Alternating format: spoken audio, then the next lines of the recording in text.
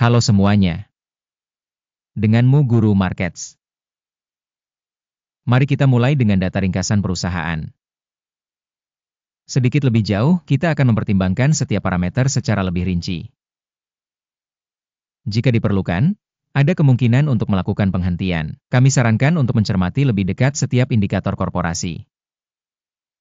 Sekarang mari kita menganalisis indikator kinerja perusahaan saat ini. Columbia Financial Inc., ticker CLBK.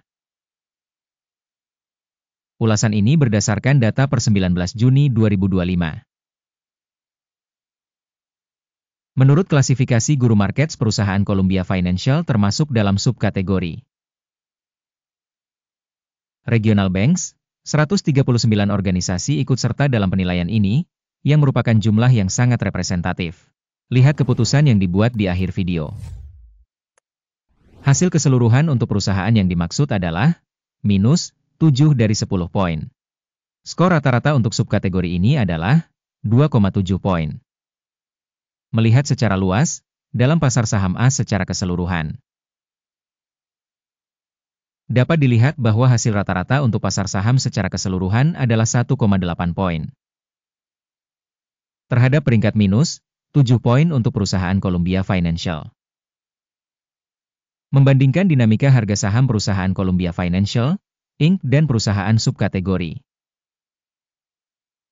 kita dapat melihat bahwa selama 12 bulan saham perusahaan Columbia Financial Inc. menunjukkan perubahan minus 0,9%. Terhadap perubahan harga pada subkategori 19,7%. Kapitalisasi pasar organisasi Columbia Financial berjumlah 1,45 miliar dolar. Dengan kapitalisasi pasar sebesar 604 miliar dolar, subkategori ini bernilai 1,5 miliar dolar. Nilai buku perusahaan diperkirakan sebesar 1,09 miliar dolar. Dengan kapitalisasi buku sebesar 546 miliar dolar, subkategori tersebut bernilai 1,5 miliar dolar.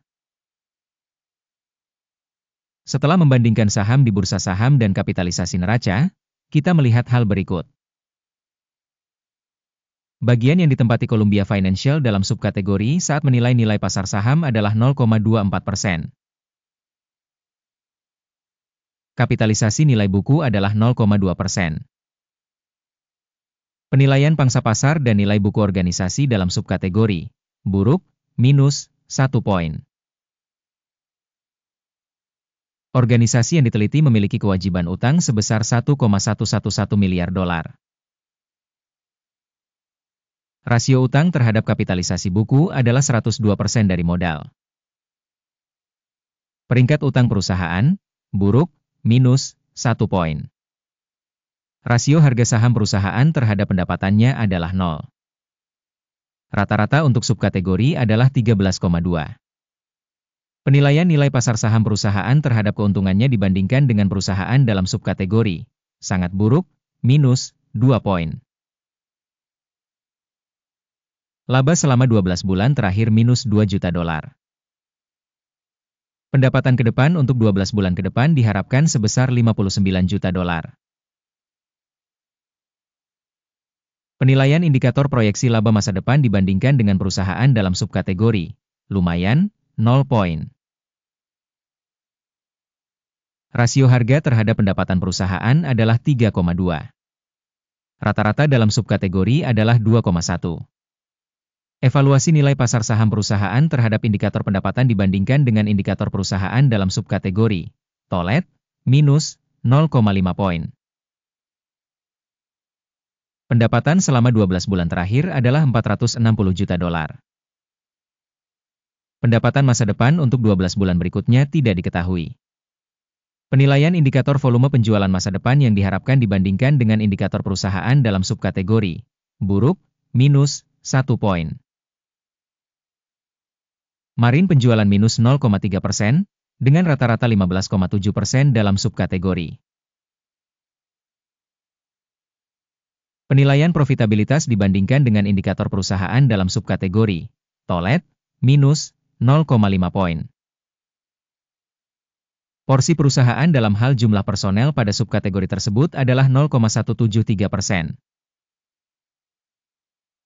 Jumlah ini 39% lebih rendah dari pangsa kapitalisasi pasar. Jumlah modal per karyawan perusahaan adalah $1.922.000. Dan dalam subkategori ada $1.388.000.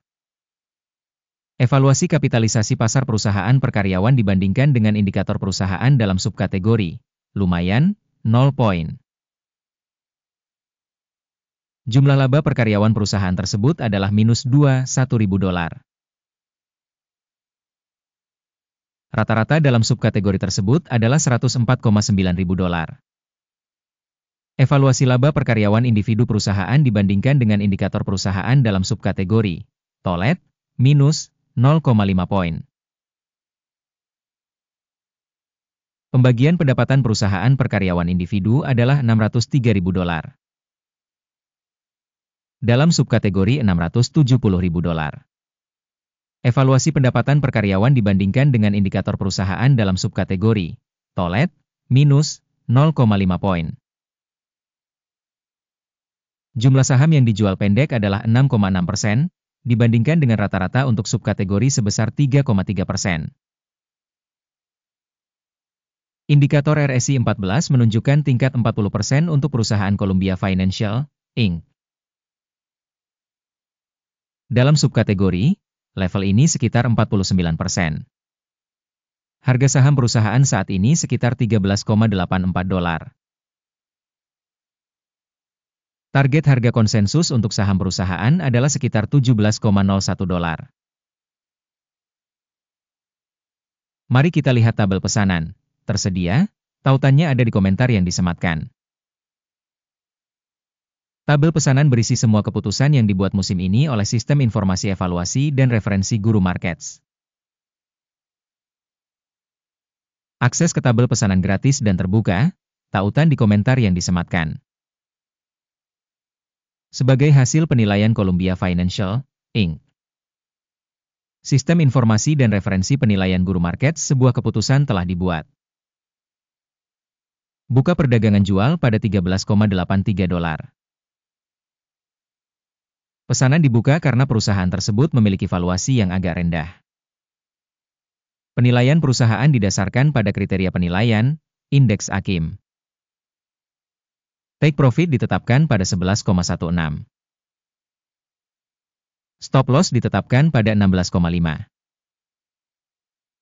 Jika order tidak ditutup oleh take profit atau stop loss. Dalam hal ini, order ditutup secara otomatis pada akhir sesi perdagangan pada tanggal 19 Juli 2025. Atau pada hari perdagangan terakhir sebelum tanggal yang ditentukan. Jantung, CATY, akan menjadi order beli utama. Video transaksi utama sudah dipublikasikan di saluran ini.